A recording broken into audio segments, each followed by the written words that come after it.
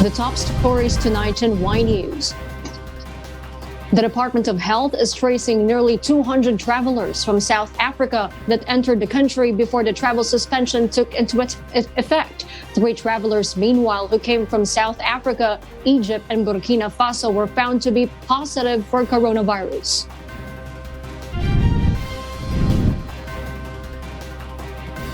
Malacanang has asked the public for understanding.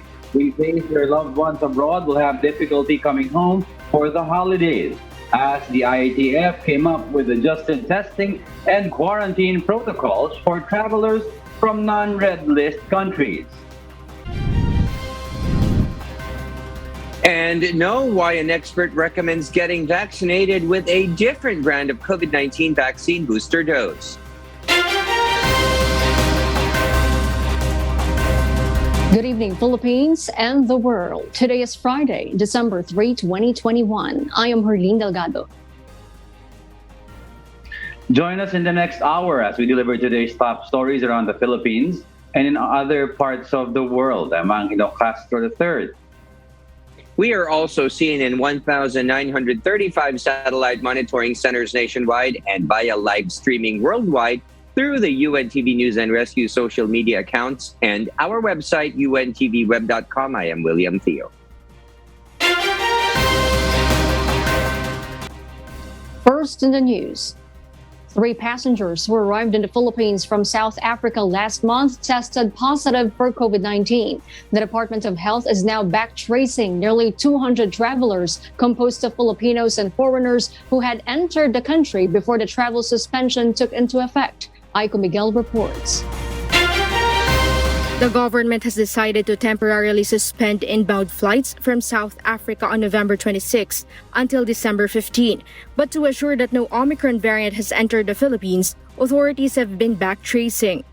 Ngayon, ang ginagawa natin, pa rin tayo, pero lahat ng Filipinos na magpapasit, sinasubject na ng sequencing. We will find, and hopefully, this hours, we can be able immediately detect and determine dito na nga ang Omicron. The DOH reported 253 travelers arrived from South Africa last November 15 to 29. Of this, 249 were returning overseas Filipinos, while 4 were foreign nationals. In a separate message, DOH said that the Bureau of Quarantine have verified or contacted 71 of these travelers, while 182 are still being verified. 3 of the 71 have tested negative, while the result of 1 individual is yet to be released. The 67 will be retested. Meanwhile, DOH said 3 of the passengers have tested positive and will have their samples checked for sequencing. They are from South Africa, Burkina Faso, and Egypt. We're still processing that we are going to whole genome sequencing for our results. So lahat po yung nagpasit, as long as the CT values are ipapadala po na Philippine Genome Center genome sequencing. The DOH said the government will copy the implemented measures against the Delta variant and improve it for the prevention or delay of Omicron's entry in the country. Man yung nagawa nating maganda sa variant, we like to and make it better. Pero nating paalala sa lahat ng bayan na it be the Delta variant, Omicron variant, whatever variant is, kung naandito na, kung tuloy-tuloy po natin ating mga protocols for minimum public health standards. So, yung ating po mga protocols for alert level system, magpapabakuna tayo and be able to surpass again, and if ever, Omicron in the country. Aiko Miguel, UNTV News and Rescue. We serve the people, we give glory to God. Malacanang appeals for public support after the Interagency Task Force for the Management of Emerging Infectious Diseases, or IATF, came up with new testing and quarantine protocols for travelers from non-red list countries. This is amid the threat of the new variant of concern, Omicron. Rosalie Cos explains why. Overseas Filipinos who are planning to return to the Philippines for the holiday season will have to bear with the adjusted testing and quarantine protocols of the government. This is to prevent or delay the entry of the Omicron coronavirus variant in the country. Thus, the palace asked the public for understanding. When there are developments that merit the adoption of a more cautious approach to the entry of individuals from overseas, the IATF will recommend what is necessary to safeguard the health of our people. Ulitin ko po, ginagawa po natin ito para protektahan ang ating mga kababayan. Yesterday, the Interagency Task Force Against COVID-19 approved the new testing and quarantine protocols from non-red list countries. This include having a negative RT-PCR test within 72 hours prior to the flight to the Philippines, undergoing facility-based quarantine and swab tests taken on the 5th day for fully vaccinated travelers or taken on the 7th day for the unvaccinated and partially vaccinated individuals, and home quarantine until the 14th day from the date of arrival to the Philippines. The government also once again asked the public to adhere to health protocols to prevent another COVID-19 surge. As the country is still facing a public health emergency, those who will explicitly violate the quarantine measures will have to face the consequences. Meanwhile, Apayao, which was the last province under Alert Level 3, has been downgraded to Level 2 starting today until mid-December. This latest development means that as of today, no province or city is under Alert Level 3. Nasa ilalim na po ng Alert Level 2 ang buong bansa.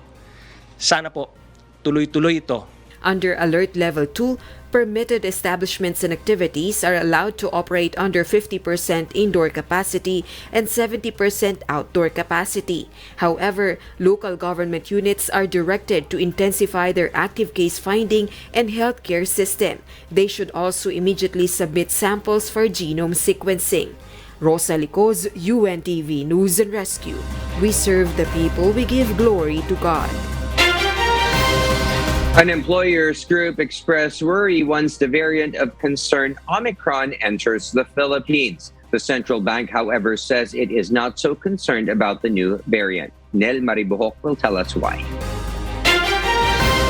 Employers Confederation of the Philippines or ECO President Sergio Ortiz Luis Jr. explained that reopening the economy is necessary to prevent further economic damage and job losses.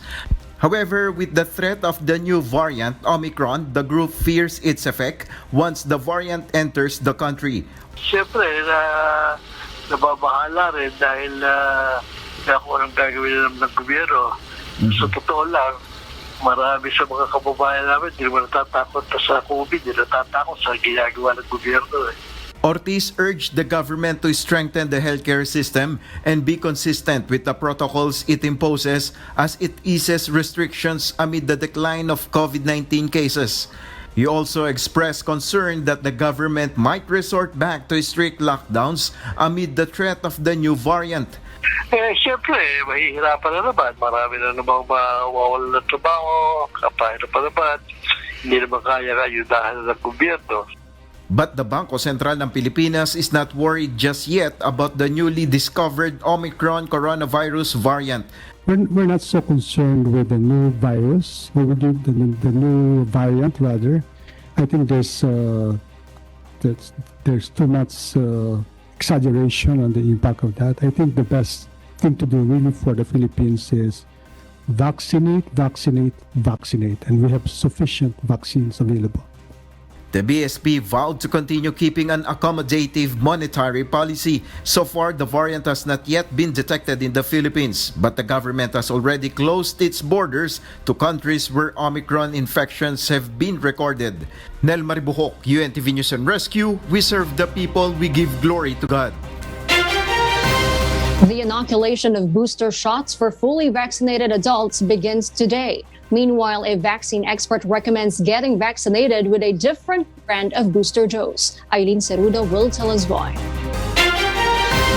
A different brand of COVID-19 vaccine as a booster shot has higher boosting effect according to vaccine expert panel Technical Working Group for COVID-19 Vaccines Chairperson Dr. Nina Gloriani in an interview on Get It Straight with Danielle Razon.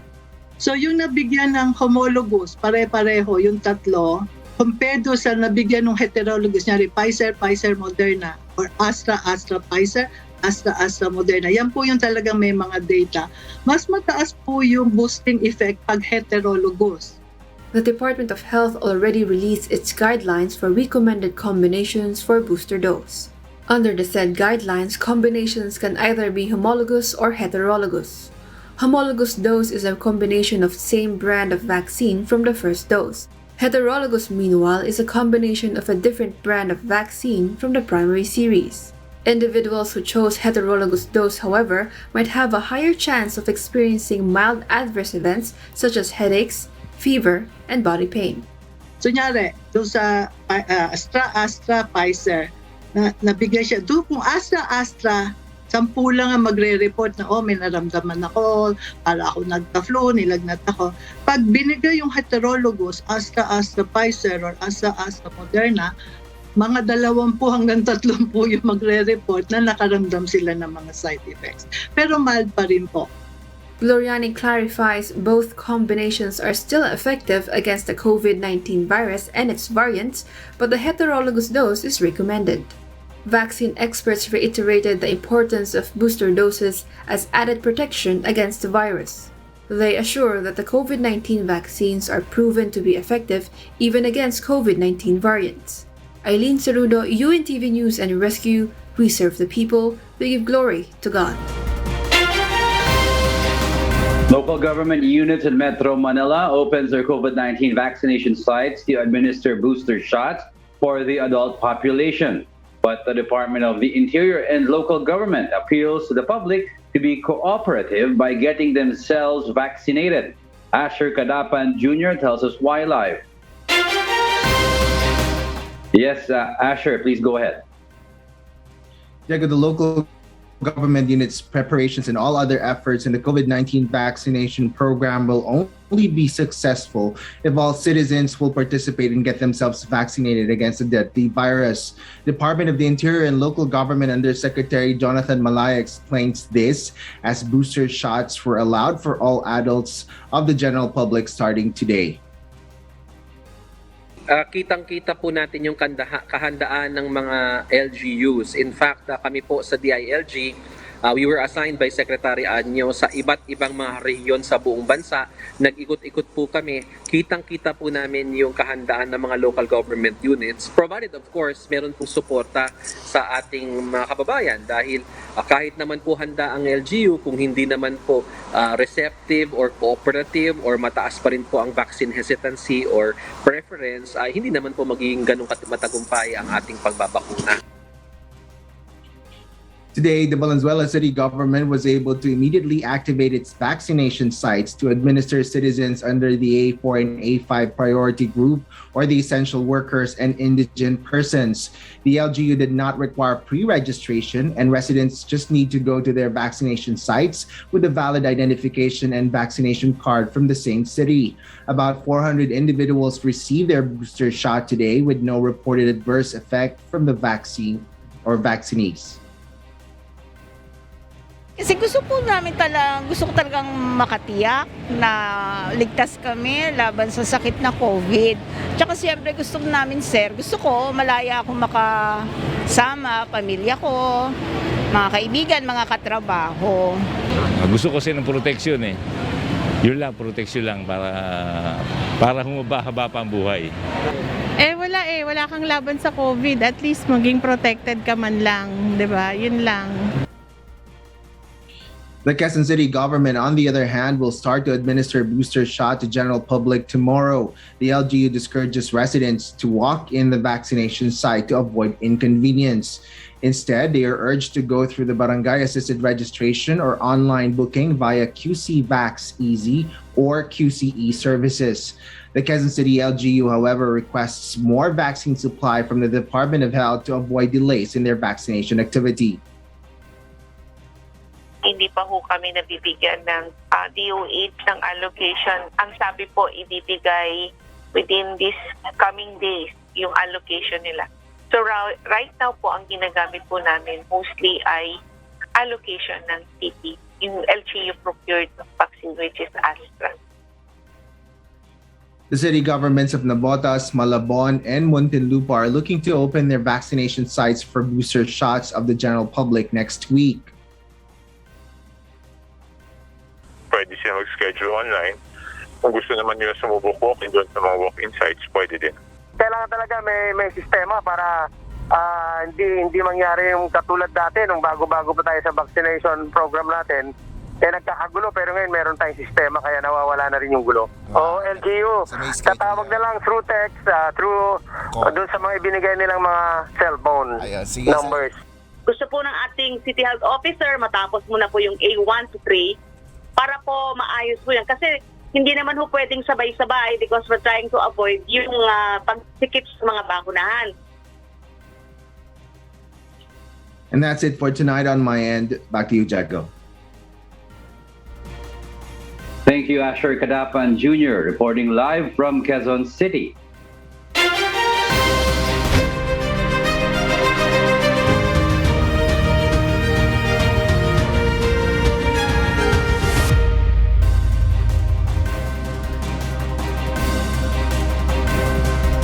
Presidential aspirant Ferdinand Bongbong Marcos Jr. may become nonpartisan politician come the 2022 polls, according to the Commission on Elections or Comelec. Dante Amento tells us why. A petition seeking to nullify presidential aspirant Ferdinand Bongbong Marcos Jr.'s Certificate of Nomination and Acceptance or CONA was filed by NCMF Commissioner Abubakar Mangelen yesterday. Mangelen introduced himself as the duly elected chairman of Partido Federal ng Pilipinas or PFP. Thus, Comelec spokesperson Director James Jimenez says if the petitioner's plea will be granted, Marcos will be an independent candidate, which seems as he did not join the PFP. Particularly important here ay yung answer ng respondent, no? Because the respondent will have to file an answer. Now, whatever anyone else says, right? If they're not part of this case, then doesn't really matter. Jimenez added, based on the process, they will issue summons to the respondent and ask to file a response to the complaint. The preliminary conference will be scheduled afterwards.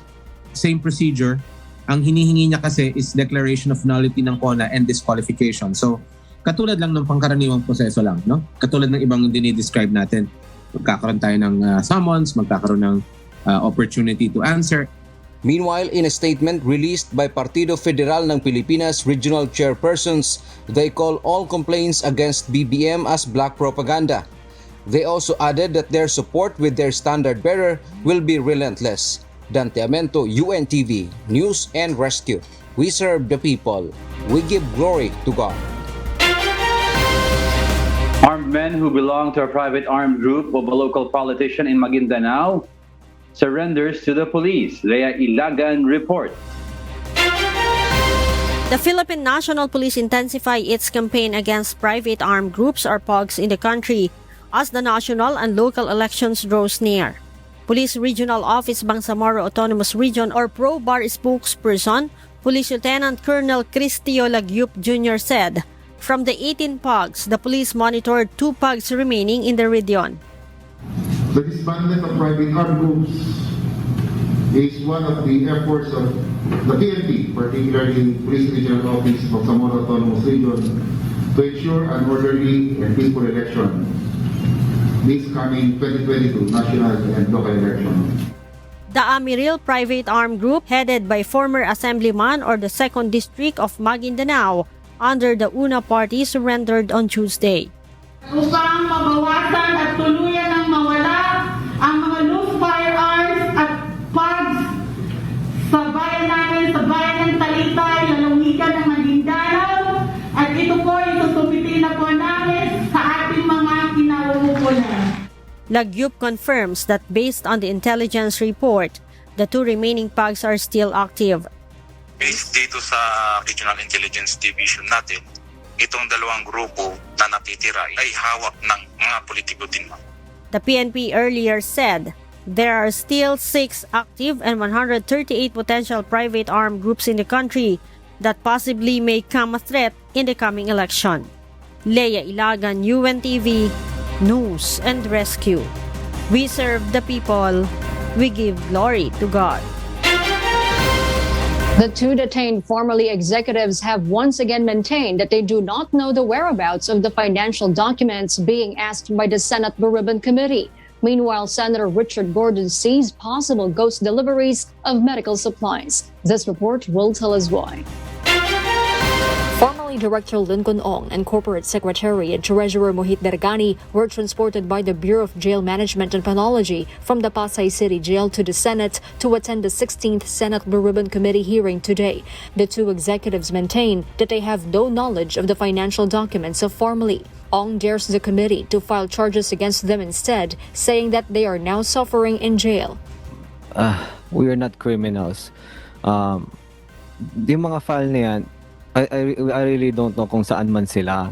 But since the chairman have a conclusion kanina, siguro file nila na po na kami kaso kasi nagsasuffer po talaga kami sa kulungan. Hindi naman po kami kriminal. Meanwhile, Senate Blue Ribbon Committee Chairperson Richard Gordon sees a possible ghost deliveries. This as tax expert Mona Brea reported to the committee the unsupported purchases of Pharmally amounting to 3.4 billion pesos and billions worth of undisclosed warehousing and delivery of medical supplies such as face masks, personal protective equipment, and test kits. Is there a possibility that there were no actual stocks delivered? So lumalabas talaga na maaaring wala talagang dumating at pinakit na lang yung pera. Is that a possibility? Based on documents, Mr. Chairman, yes po.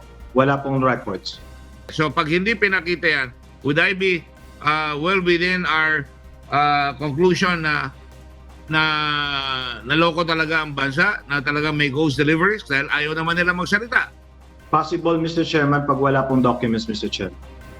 Pharmally Chairman Huang Tuyen says he does not have most of the copies of the documents, but he requested some pictures of the deliveries.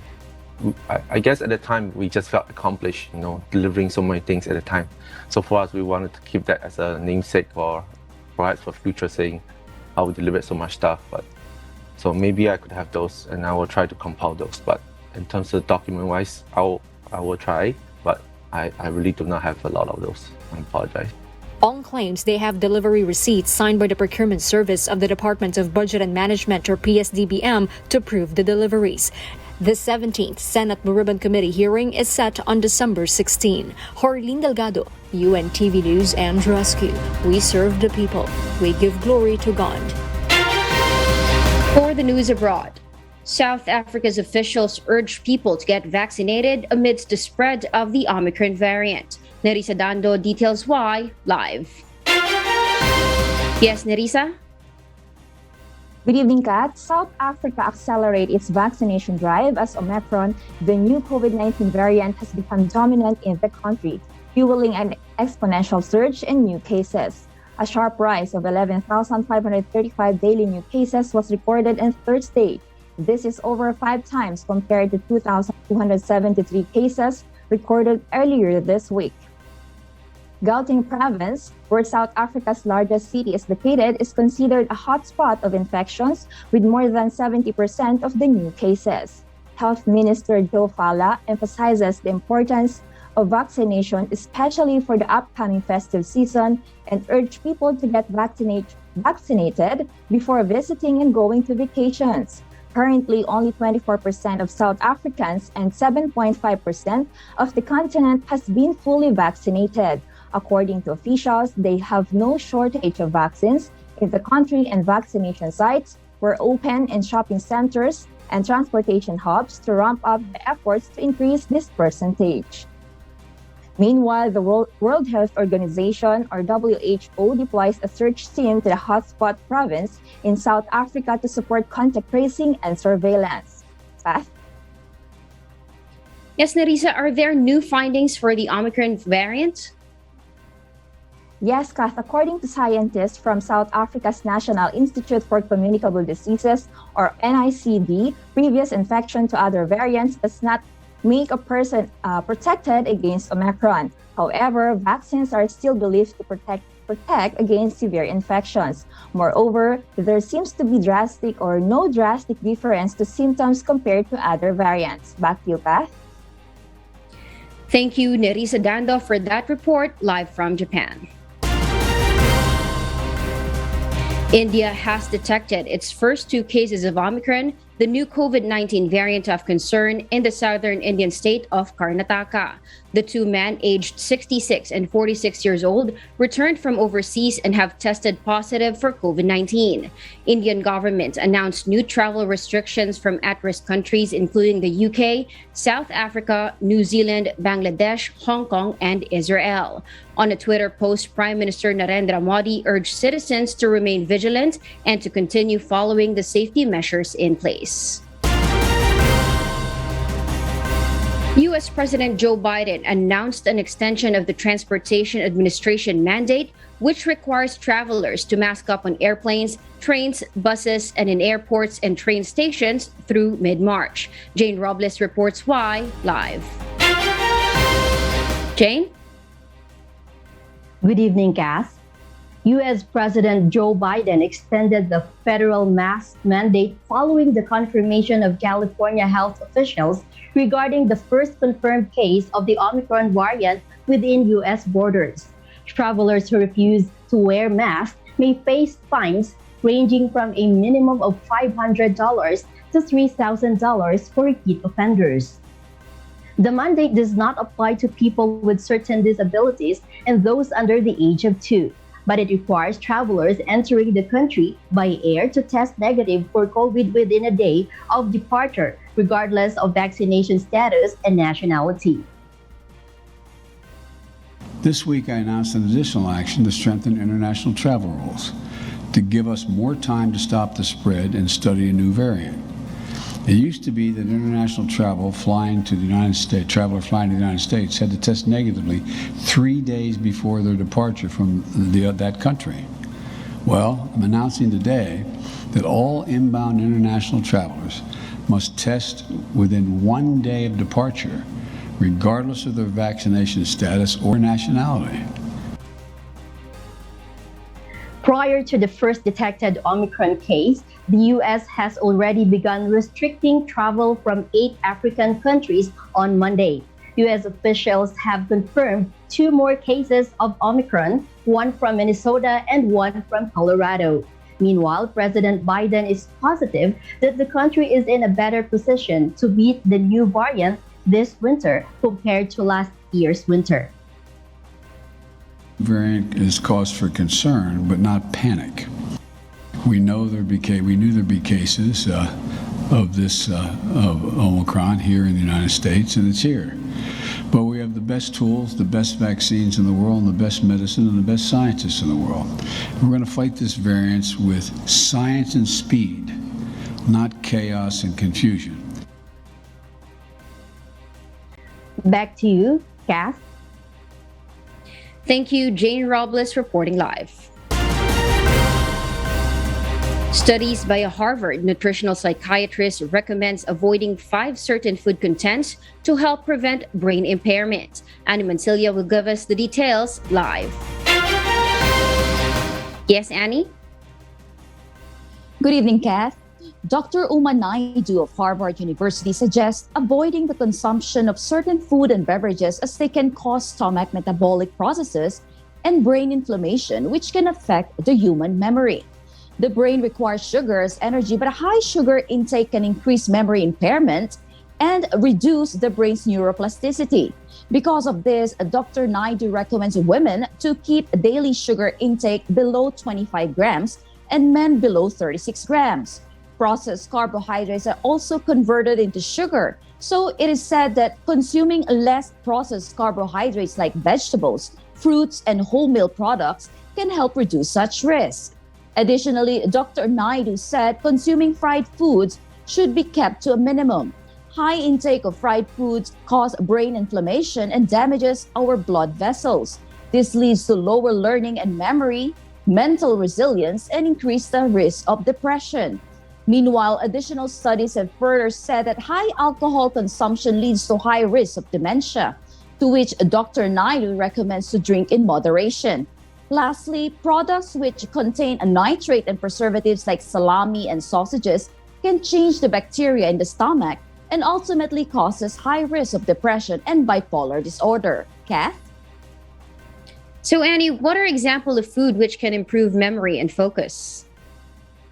Yes, Dr. Uma Naidu recommends eating extra dark chocolate, a handful of fiber-rich and antioxidant berries, anti-inflammatory turmeric with black pepper, green and vitamin-rich vegetables, and fermented foods are best to consume, improve cognitive abilities. Kat?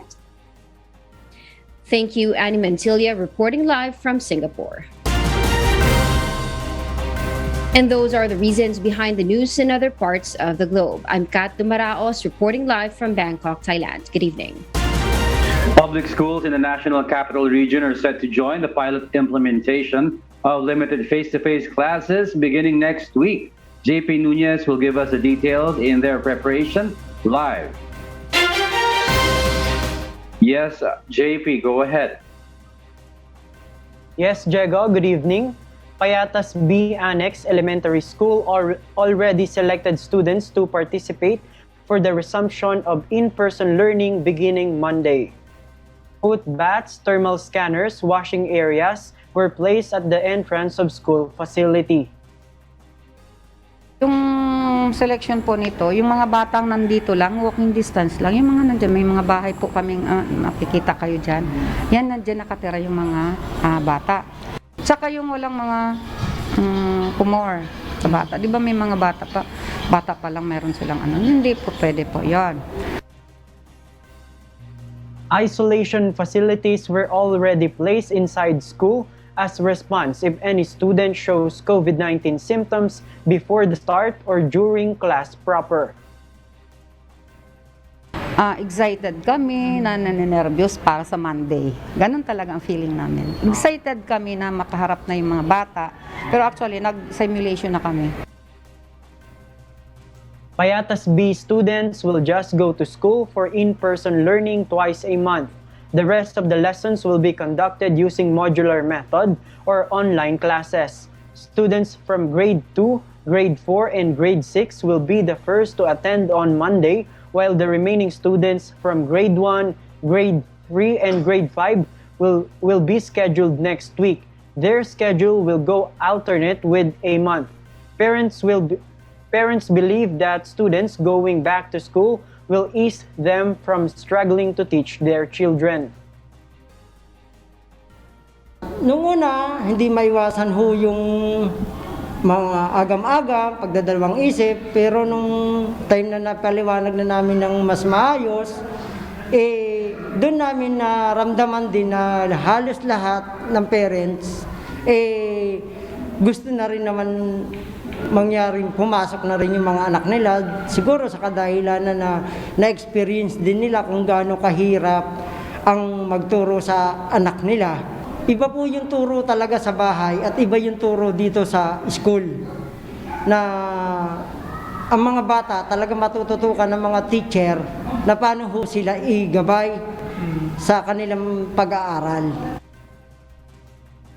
Meanwhile, in Marikina City, Tanyong High School selected 9 students from grade 11 to participate for face-to-face classes. Their class sessions are scheduled only Tuesdays and Thursdays from 8 a.m. to 12 noon. Sa lumang proseso, tinatanong ang mga magulang, pinapaliwanag kung bakit kinakailangan nating humarap sa bagong normal o yung tinatawag ng implementation, pilot implementation itong face-to-face. Pinaliwanag at nagtanong kung sino yung gusto at unang-una syempre iniwasan yung mga estudyanteng may comorbidities.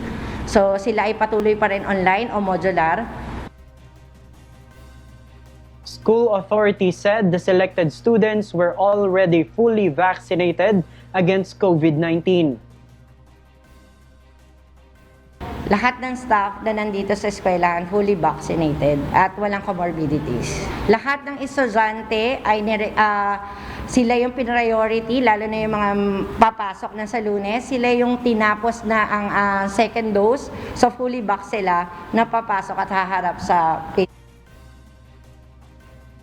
Diego, the Department of Education says plastic barriers were approved by Department of Health not to be required in schools, which allowed face-to-face classes. Schools will also make face shields voluntary for students. That is our latest live. Back to you, Diego. Thank you, JP Nunez, reporting live from Quezon City.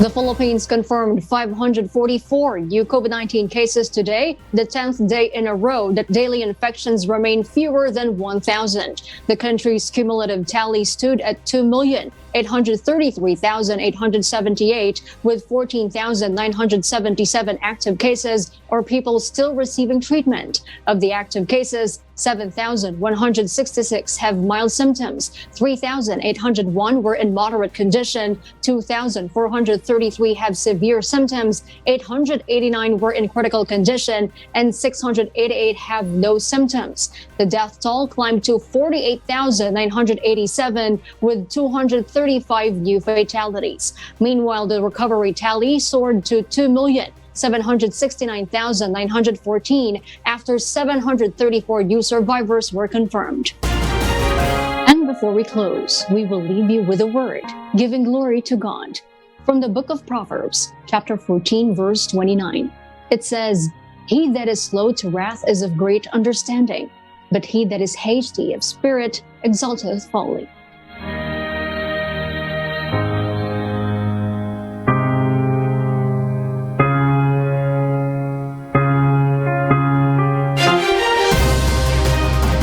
And those are the reasons behind the news, December 3, 2021. I am Herlene Delgado. Reasons we deliver to you as they unfold. I'm Angelo Castro III. And because we need to know, we will always ask why. I am William Theo. We serve the people. We give glory to God.